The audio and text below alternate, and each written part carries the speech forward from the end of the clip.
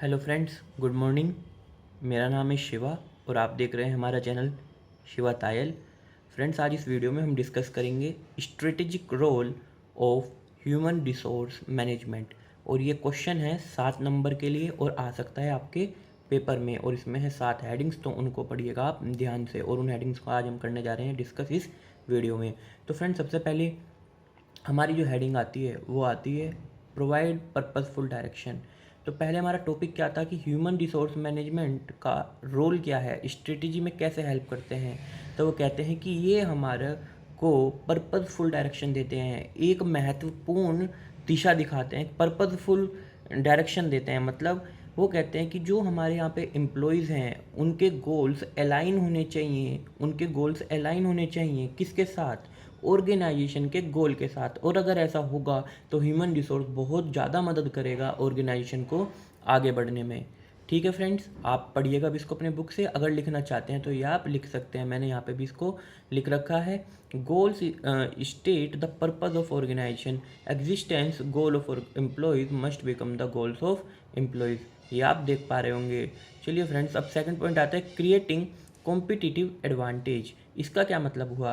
वो ये कहते हैं अगर आप ह्यूमन रिसोर्स को अच्छे से यूज़ करेंगे तो आप कॉम्पिटिटिव एडवांटेज का फ़ायदा ले सकते हैं। अब वो कैसे? उसमें 2 पॉइंट्स आते हैं हमारा। First is cost leadership, second is differentiation. तो कोस्ट लीडरशिप में वो कहते हैं कि आप कोस्ट लीडरशिप अचीव कैसे कर सकते हैं कि आप एम्प्लॉयज़ को हायर करो, अच्छे एम्प्लॉयज़ को लो कॉस्ट पे। अगर आप ऐसा करोगे तो आप अपने प्रोडक्ट में क्या ला सकते हो? कोस्ट लीडरशिप ला सकते हो। अगला पॉइंट वो कहते हैं डिफरेंशिएशन। डिफरेंशिएशन मतलब कि औरों से कुछ हटके करना, अपने प्रोडक्ट में कुछ अच्छी वो देना। तो वो कहते हैं इसको आप ह्यूमन रिसोर्स में कैसे लेके आओगे? वो कहते हैं आप अच्छे एम्प्लॉय, जो बहुत अच्छे एम्प्लॉयज़ होते हैं, हाईली टैलेंटेड एम्प्लॉयज़ होते हैं, कॉम्पिटेंट एम्प्लॉयज़ होते हैं, कमिटेड वर्कफोर्स होती है, उन लोगों को हाई प्रीमियम और सैलरी पे लेके आओ ताकि वो अलग तरीके के अच्छे काम कर सकते हैं, जैसे कि गूगल और एप्पल करते हैं। उनके पास भी highly competent, highly premium employees होते हैं। तो आई होप फ्रेंड्स आपको 2 पॉइंट हुए होंगे क्लियर। चलिए अब हम चलते हैं अपने नेक्स्ट पॉइंट पे। नेक्स्ट पॉइंट है थोड़ा सा इंपॉर्टेंट, ये समझ में भी आना थोड़ा सा हो जाता है मुश्किल, क्योंकि हम इसको पढ़ते ही नहीं हैं। तो फ्रेंड्स आइए डिस्कस करते हैं इस पॉइंट को। तो ये पॉइंट कहता है फैसिलिटेशन ऑफ चेंज। मतलब वो कहते हैं कि ह्यूमन रिसोर्स में ये इतनी कैपेबिलिटी है कि ये चेंज लाने की भी काबिलियत रखते हैं। मतलब कैसे? कि human resource is more concern with substance rather than form. Word लिखा है substance rather than form, accomplishments rather than activities, practice rather than theory. मतलब ह्यूमन रिसोर्स जो भी करेगा वो थ्योरेटिकल नहीं करेगा, प्रैक्टिकल रूप में उसको करेगा और उसके रिजल्ट्स आपको सारे एविडेंट होंगे। ठीक है फ्रेंड्स, अगला पॉइंट अगर हम डिस्कस करें अगली स्लाइड पे जो हमारा आता है वो है जी बिल्डिंग कोर कॉम्पिटेंसी। एक मिनट, थोड़ा सा स्लाइड में हो गया प्रॉब्लम। अभी फैसिलिटेशन ऑफ चेंज में ही हम 2 पॉइंट्स करते हैं और डिस्कस। उसमें लिखते हैं हम the personal function will be responsible for furthering the organization and not just maintaining it. बहुत इंपॉर्टेंट लाइन है। वो ये कहते हैं कि जो हमारा पर्सनल फंक्शन है वो किस लिए रिस्पॉन्सिबल होगा? ऑर्गेनाइजेशन को आगे बढ़ाने के लिए। ये नहीं कि जहाँ पे ऑर्गेनाइजेशन है वहीं के वही वो मेंटेन रहे। अगला पॉइंट कहते हैं HRM will have to devote more time to promote changes rather than to maintain the status quo. ये मैंने आपके साथ डिस्कस कर ही लिया है। तो अगला पॉइंट आता है हमारा डाइवर्सिफाइड वर्कफोर्स। डाइवर्सिफाइड वर्कफोर्स का मतलब क्या होता है? डाइवर्सिफाइड मतलब बहुत तरीके के लोग, और वर्कफोर्स मतलब अब हमारे जो एम्प्लॉयज हैं। तो वो कहते हैं कि डाइवर्सिफाइड वर्कफोर्स अगर आपके यहाँ पे है तो वो ह्यूमन रिसोर्स मैनेजमेंट के स्ट्रेटेजिक रोल कैसे प्ले करेगी। तो पहले तो कहते हैं it is a great challenge. ये क्या है? ग्रेट चैलेंज है अपने आप में। इट कैन बी ऑब्जर्व, ये क्या करा जा सकता है? ऑब्जर्व किया जाएगा। इन टर्म्स ऑफ कैसे? कैसे होगी डाइवर्सिफाइड वर्कफोर्स कि आप यहाँ पे मेल भी काम कर रहे हैं, फीमेल भी काम कर रहे हैं, जवान भी काम कर रहे हैं, बूढ़े भी काम कर रहे हैं, पढ़े लिखे भी काम कर रहे हैं, बिना पढ़े लिखे भी काम कर रहे हैं, अनस्किल्ड भी काम कर रहे हैं, प्रोफेशनल भी काम कर रहे हैं। It is also based on different caste, religion and nationality. इसका मतलब कि ये इस पे भी बेस करता है। आप डाइवर्जन जो है वो किस में भी देख सकते हैं कि आपके यहाँ डिफरेंट कास्ट के पीपल हैं, डिफरेंट रिलीजन्स के पीपल हैं, डिफरेंट नेशनलिटी के, हिंदू, मुस्लिम, सिख, क्रिश्चियन जो भी आपके यहाँ पे काम कर रहे हैं। नेक्स्ट पॉइंट इसमें वो कहता है कि non financial incentives are more important in motivating workforce than money. इसका मतलब क्या हुआ कि जो नॉन फाइनेंशियल इंसेंटिव्स है, मतलब पैसे में नहीं, जो उन्होंने दिए आपको इन काइंड, वो क्या होते हैं? ज़्यादा मोटिवेटिंग होते हैं किससे ज़्यादा? पैसे से ज़्यादा। मतलब जैसे कि आपने भी सुना होगा कि गुजरात में डायमंड मर्चेंट ने अपने एम्प्लॉयज़ को क्या दिए थे?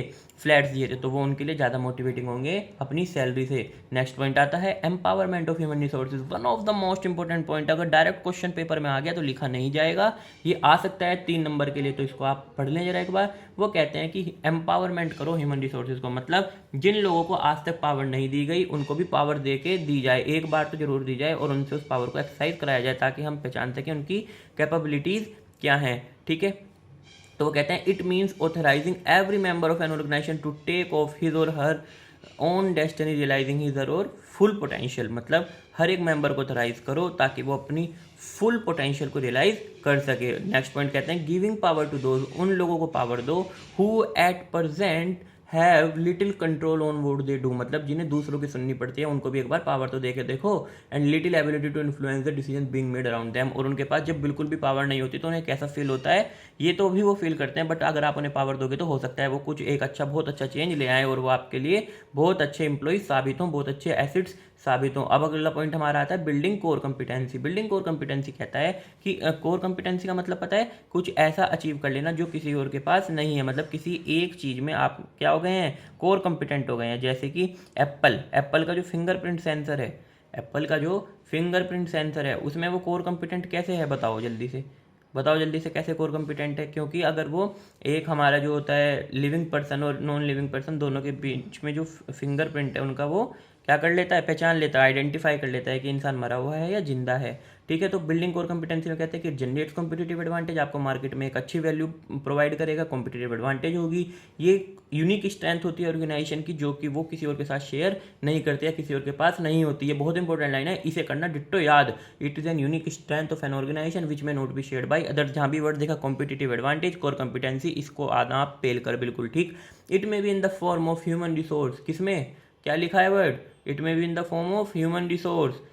एम्प्लॉयज़ अच्छे होंगे तो भी कोर कॉम्पिटेंसी, मार्केटिंग अच्छी होगी तो भी कोर कॉम्पिटेंसी, टेक्नोलॉजी अच्छी होगी तो भी कोर कॉम्पिटेंसी। ठीक, अगला पॉइंट है it requires creative dynamic and courageous leadership having faith in organization. HR human resources, HR है वर्ड थोड़ा सा मेरे से गलत लिखा गया। ठीक है, तो आप क्या कहेंगे कि इसको भी क्या चाहिए? क्रिएटिव चाहिए, क्रिएटिव तरीके के लोग, एनर्जी वाले लोग, करेजियस लीडरशिप चाहिए अगर एचआर को आपको सक्सेसफुल करना है और कोर कॉम्पिटेंसी अपने यहाँ पे जनरेट करनी है। नेक्स्ट और मोस्ट इंपॉर्टेंट पॉइंट और लास्ट पॉइंट हमारा इस टॉपिक का आता है development of work ethics and culture. मतलब आपको अपने यहाँ पे वर्क काम करने का तरीका, वहाँ के अपने कुछ रूल्स अच्छे से डेवलप करने चाहिए। वो कहते हैं कि job redesign for providing challenge and job satisfaction. मतलब इसमें क्या है कि लोगों की जॉब उनकी कैपेबिलिटीज़ के हिसाब से आपको करनी चाहिए डिज़ाइन, और ये है बहुत चैलेंजिंग टास्क। वो कहते हैं flexible starting and quitting time में बी नेसेसरी फॉर एम्प्लॉयज़।